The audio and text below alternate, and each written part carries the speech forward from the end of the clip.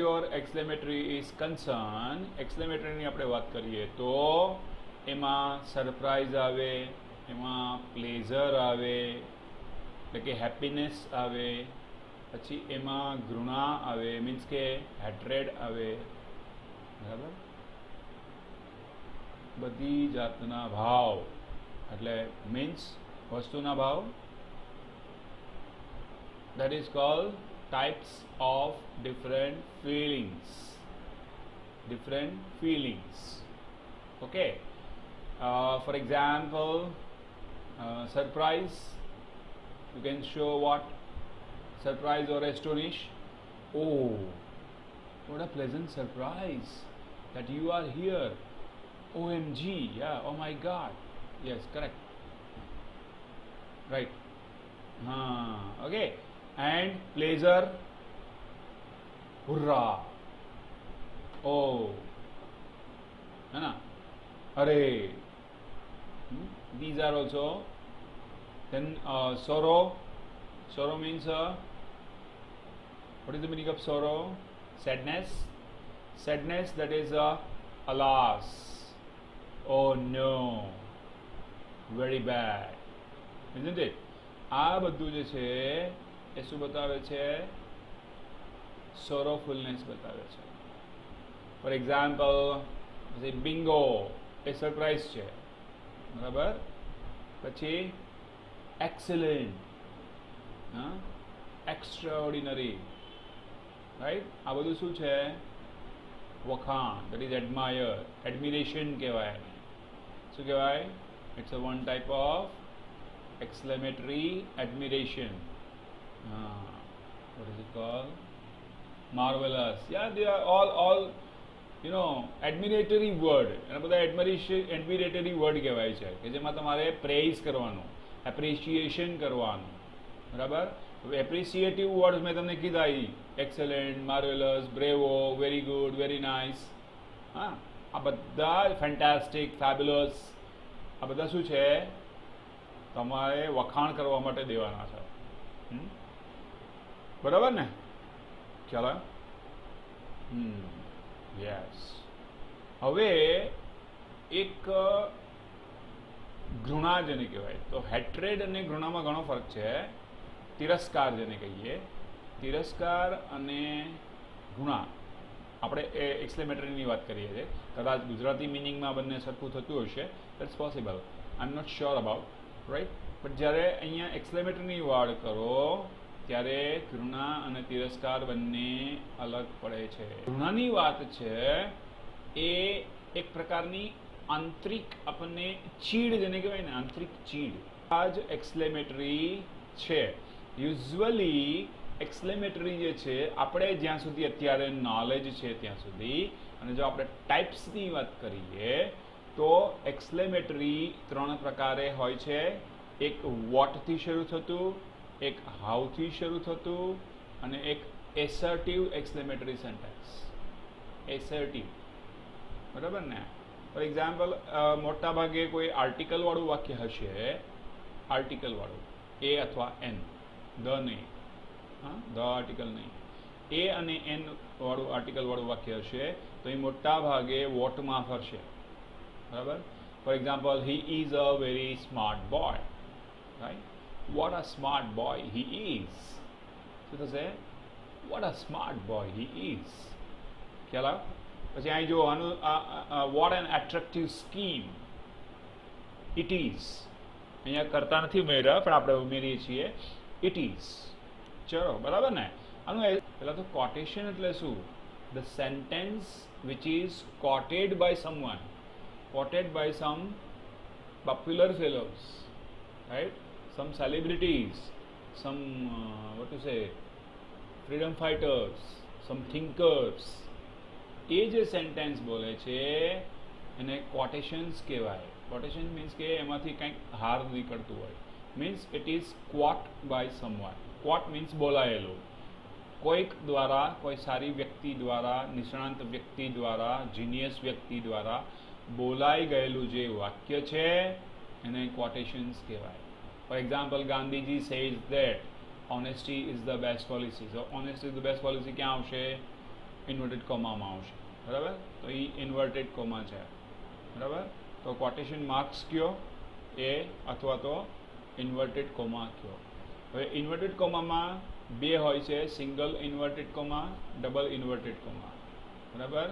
જે word, sentence, બરાબર, કે કોટેશન્સ ઉપર વધારે થોડો ઓછો અથવા થોડો વધારે તમારે જો સ્ટ્રેસ કરવાનો હોય, મહત્વતા આપવાની હોય તો એમાં સિંગલ ઇન્વર્ટેડ કોમા આવે, બરાબર.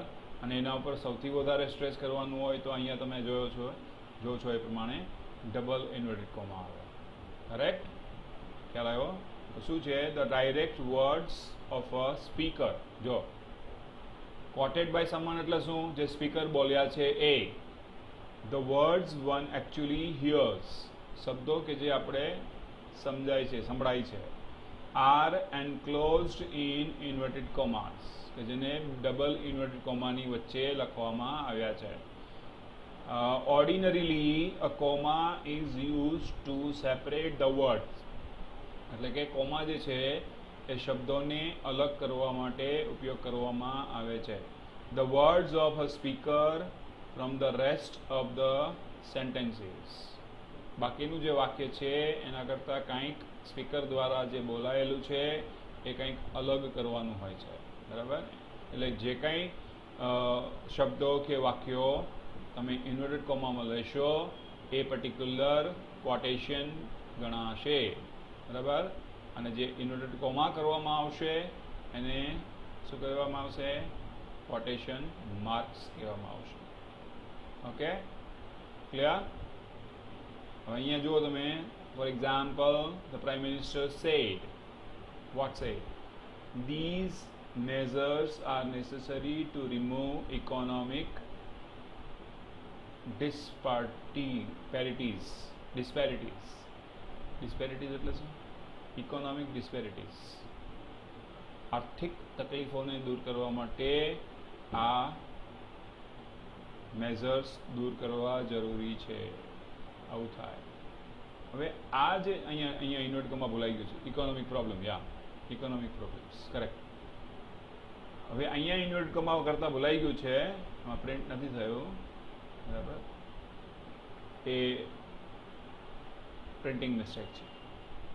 હવે આ વસ્તુ જે છે એ તમારા રિપોર્ટેડ સ્પીચમાં પણ આવતી હતી, ખબર હોય તો, જો હું બોલતો ન હોતો. બરાબર. રિપોર્ટેડ સ્પીચ આવડે છે? Do know reported speech? મિલન?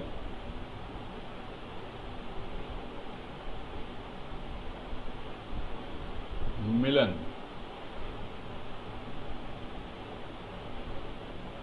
હા, રિપોર્ટેડ સ્પીચ આવડે છે કોઈને? રિપોર્ટેડ સ્પીચ ડાયરેક્ટમાંથી ઇનડાયરેક્ટમાં ચેન્જ કરતા આવડે છે? No sir. Oh my God. બીજા કોઈને? હા, દેટ ઇઝ ઓકે. જરા માઇક ઓન કરજો. ચલો નીપાબેન, તમે માઇક ઓન નથી કરતા, પછી શું કરશો? એ સેન્ટેન્સનું મને જરા કહીને બોલો જોઈએ, શું થશે?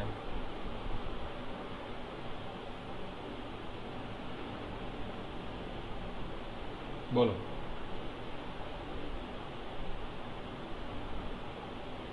વન સાઇડેડ આ સાઉન્ડ છે, તમારો સાઉન્ડ મને નથી સમજાતો.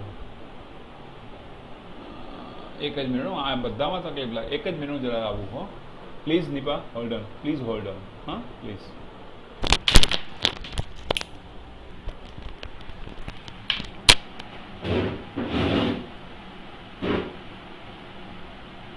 સર,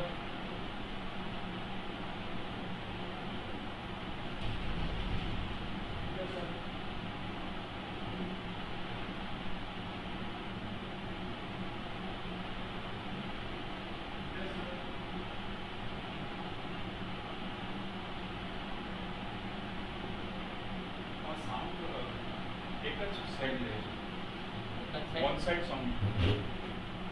તમને એક જ સાઈડ મને સંભળાય છે? મારો અવાજ સંભળાય છે એ લોકોને, મને એ લોકોનો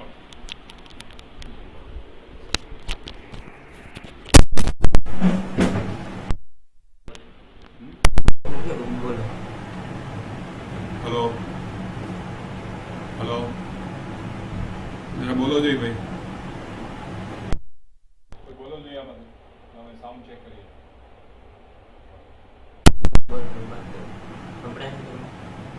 હલો.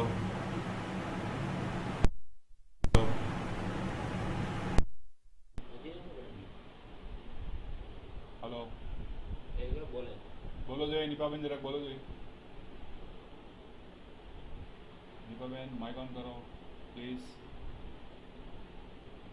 હલો. મારો અવાજ જે થાય છે એનો અવાજ નહીં.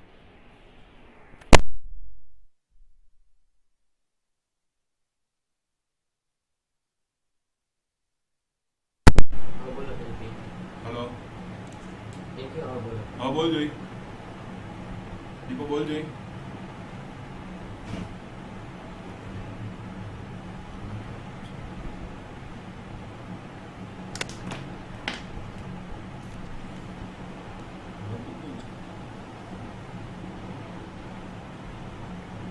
One-sided solution.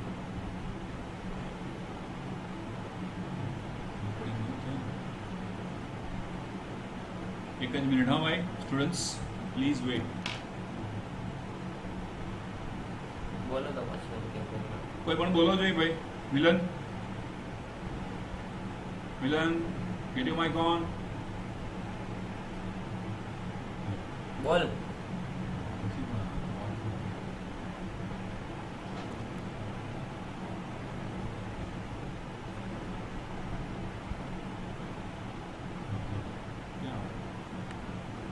ક્યાં નંબર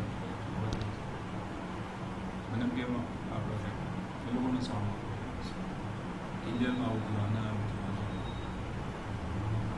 એકને એવું હતું મારો મોબાઈલ ખરાબ. એક મિનિટ બેટા નથી આવતો અવાજ. હા મિલન પ્લીઝ. મારો અવાજ નહીં આવતો. હલો હલો હલો હલો કરતા મારો અવાજ પહોંચે છે. કામ કરો આગળ ભણાઈ ગયો છોકરાઓને એમાં કદી કઈ લેટ પછી જુનાગઢ લઈ ગયા આમાં આવો પ્રોબ્લેમ છોકરાઓને કહી દો રેડી ચાલુ થાય મારો અવાજ તો શું બસ આપણે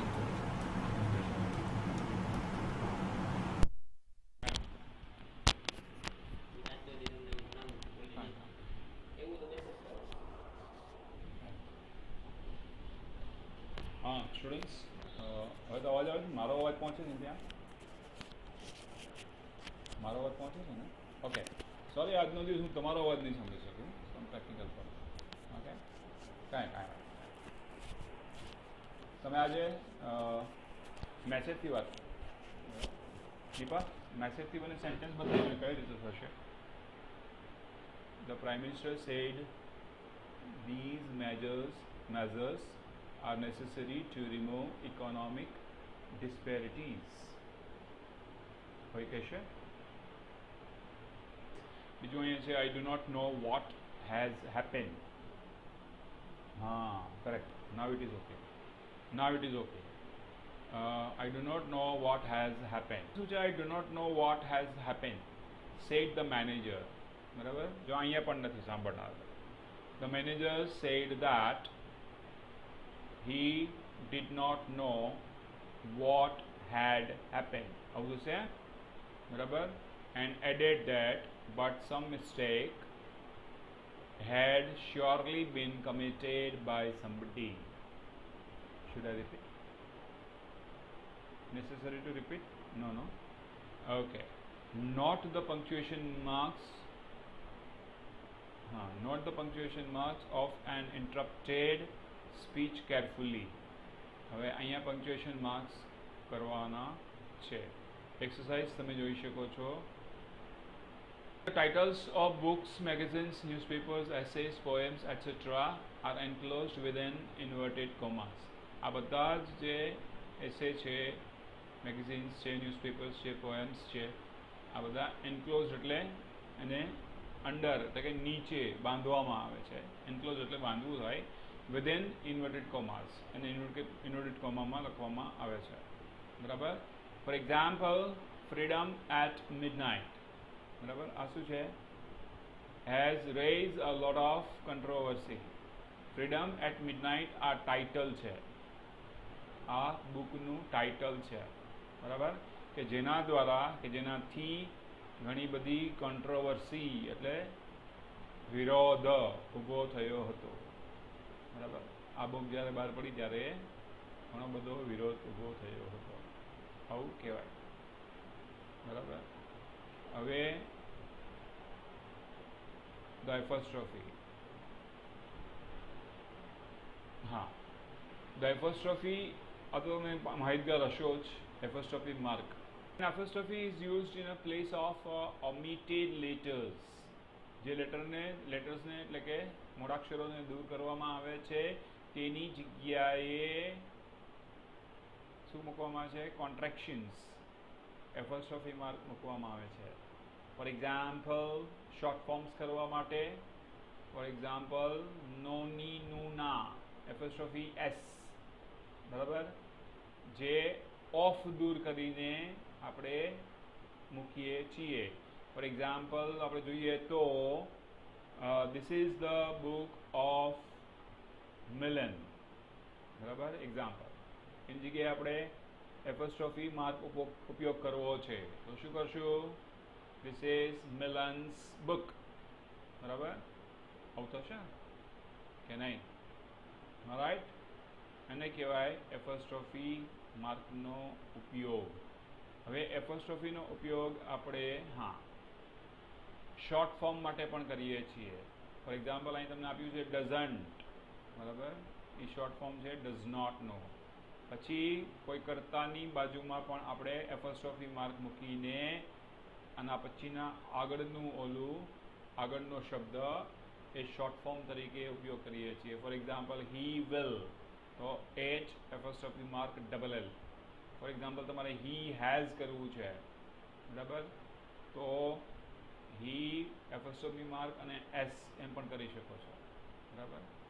પછી possessive nouns contain an apostrophe. For example, a week's wages, customers' views, બરાબર. પછી apostrophe is used to form the plurals of letters and figures, બરાબર. લેટર્સમાં અને ફિગર્સમાં પણ તમે કરી શકો છો. dot your I's and across your T's means dot your first and cross your T's. એટલે શું થાય T's એટલે 30s. I discussed this matter with a number of MPs. MPs means what? Member of Parliament. Member of Parliament and MPs કહેવાય. પછી છે the dash, એટલે આપણે આડો લીટો જે કરીએ ને એને ડેશ કહેવાય. A dash is mainly used to show a sudden change in thought. જ્યારે તમે સ્પીચ લખતા હો ત્યારે અચાનક તમારા વિચારોમાં બદલાવ આવે તો, અથવા તો પોઈન્ટ્સ જ્યારે તમે આપતા હો અને જ્યારે પોઈન્ટમાં બદલાવ આવે અથવા પોઈન્ટ બદલતો હોય ત્યારે ડેશનો ઉપયોગ કરવામાં આવે છે, બરાબર.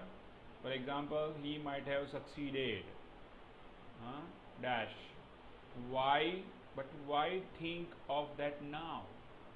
Question mark, બરાબર. તો આપણે એમ કંઈ એક બાજુ એમ કે ભાઈ તે કદાચ સફળ થતો હશે, બરાબર, ડેશ કરીને આપણે શું કામ એનો વિચાર કરીએ છીએ, બરાબર. પછી the long and the short of my story is this dash, but do you have time to listen to me? જો આવી રીતે ડેશનો ઉપયોગ થાય છે, બરાબર, કે જ્યાંથી તમારા વિચારો પ્રશ્નો એ બદલે છે. ઓકે, નેક્સ્ટ પેજ ઉપર આવીએ તો sometimes words in apposition or explanation are set off by dashes. 3 subjects dash, typing, comma, English and speech dash are required, બરાબર. પછી everybody dash the spectators, comma the players, comma the empire dash applauded his performance. બરાબર. આનામાં શું છે, દરેક લોકોમાં કોણ આવે પાછું, તો એને આમાં શું વિસ્તૃત કરવા માટે આ ડેશ લીધું. એમાં શું તો આવ્યું તો કે ધ સ્પેક્ટેટર્સ એટલે પ્રેક્ષકો, પ્લેયર્સ એટલે ખેલાડીઓ, અને અમ્પાયર જે નિર્ણાયકો છે એ. બરાબર. આ બધાએ તેના દેખાવ પર તાળીઓ પાડી એવું થાય. બરાબર. A dash is used to summarize several subjects, comma all belonging to the same verb. બરાબર. A dash is used to summarize several subjects. અલગ અલગ વિષયને ટૂંકમાં સમરી આપવા માટે ડેશનો ઉપયોગ થાય છે. ફોર એક્ઝામ્પલ એસે તમારે લખવો હોય તો એના પોઈન્ટ્સ જ્યારે હોય છે ને, તો એ પોઈન્ટ્સમાં બધામાં એક પોઈન્ટ પૂરો થાય પછી ડેશ હોય છે, બીજો પોઈન્ટ પૂરો થાય પછી બીજો ડેશ હોય છે ને. કારણ કે એ તમે જ્યારે વિસ્તૃત કરો ત્યારે એમાંથી ઘણું બધું તમે સમરાઇઝ કરી શકો છો. Story is also correct. all belonging to the same verb. પછી for example what is that, rich and poor, comma old and young, comma high and low, dash all will buy our products. બરાબર. અહીંયા બધા જ ને include કરવામાં આવ્યા છે. શેના માટે? પ્રોડક્ટ ખરીદવા માટે. બરાબર. પછીનો જે પોઈન્ટ છે એ હાઇફન એટલે નાનો ડેશ. હાઇફન એટલે નાનો ડેશ. બરાબર. Hyphen is use to join the parts of the compound word. અઘરા શબ્દો અથવા તો વિસ્તૃત શબ્દો ને જોડવા માટે હાઇફન્સનો ઉપયોગ કરવામાં આવ્યો છે. Brother in law, father in law, sister in law, બરાબર, મેડ સર્વન્ટ, બરાબર. પછી 1/3, 1/4, 1/3 આપણે કહેતા આ પાર્ટ્સ છે. બરાબર. આને જોડવા માટે એટલે આ ડેશ દ્વારા તમે જ્યારે જોડો છો ત્યારે એ એક વર્ડ બને છે. આ વર્ડ બધા અલગ અલગ છે પણ ડેશ દ્વારા એને જોડવામાં આવ્યા છે. અહીં જોઈ શકો છો તમે કે બ્રધર ઇન લો, બરાબર. એવી જ રીતે father in law, sister in law, son in law, આ બધા આવી શકે. બરાબર. It is sometimes used to combine a word and a prefix. For example, post dated, પછી co-opt. Co-opt એટલે શું? Co-opt એટલે cooperated. આ શું છે? Co-opt. એનું ફૂલ ફોર્મ થાય છે cooperated. બરાબર. He has cooperated. Or cop up. Another word is cop up. You might have heard this word. શબ્દ સાંભળ્યો છે cop up. I want to cop up with his ideas. I want to cop up with his system, planning, whatever. Right? Okay, સાંભળ્યું છે cop up? Not. નથી સાંભળ્યું? He cannot cope up with my idea. That is cope up. એ અહીંયા આવશે. Co પછી dash પછી UP એને cope up કહેવાય. બરાબર. Cope up means to reach to somebody or something. That is called cope up. Okay? Understood? સમજાઈ ગયું બધાને? પછી પેરેન્થેસિસ. પેરેન્થેસિસ શું છે ભાઈ? ઓકે, બ્રેકેટ્સ આપણે જેને કહીએ, બરાબર, એને કહેવાય પેરેન્થેસિસ. જે અગત્યનું આપણે કહેવાનું છે, મુદ્દો હોય, વર્ડ હોય, થોટ હોય, એને તમે બ્રેકેટ, આપણે બ્રેકેટ કહેવાય. આને શું કહેવાય? આપણા વર્ડમાં એને બ્રેકેટ કહેવાય. અને પંક્ચ્યુએશનની વર્ડમાં, પંક્ચ્યુએશનની લેંગ્વેજમાં એને પેરેન્થેસિસ કહેવાય. બરાબર. Parenthesis serve the purpose of double dashes. એનો મતલબ ડબલ ડેશનો એ અર્થ સારે છે. બરાબર. It means double time you have given more importance. They are used to separate from the main part of the sentence. જે સેન્ટેન્સનો મેઇન પાર્ટ છે એને અલગ કરવા માટે, એમાંથી અલગ કરવા માટે તમે એ પર્ટિક્યુલર પાર્ટને બ્રેકેટમાં જ્યારે લ્યો છો ત્યારે એ પેરેન્થેસિસ કહેવાય છે. Of the sentence or a phrase or a clause, બરાબર, which does not belong to, બરાબર, જેને લગતું હોતું નથી તે. This scheme, see the enclosed brochure, is designed. જો અહીંયા વધારે વિસ્તૃત તમને સમજાવ્યું પણ એ કદાચ ના હોય તો તમારું સેન્ટેન્સ ખોટું નથી પડતું. ઇન ધ સેન્સ કે જે તમે કહેવા માગો છો એ કહી શકો છો. The scheme is designed to give you the maximum return on your money. બરાબર. અહીંયા આપ્યું છે see the enclosed brochure, એટલે સાથે જોડેલું બ્રોચર તમે જુઓ, આવો અર્થ થાય. પણ એ વધારાનું હતું, એ વિસ્તૃત રીતે કહેવાનું હતું, એટલે એને પર્ટિક્યુલર પેરેન્થેસિસમાં લીધું, એટલે કે બ્રેકેટમાં લીધું. રાઈટ? ખ્યાલ આવ્યો? પછી છે કેપિટલ લેટર્સ. કેપિટલ લેટર્સ તો બધાને ખબર જ છે કે નથી ખબર?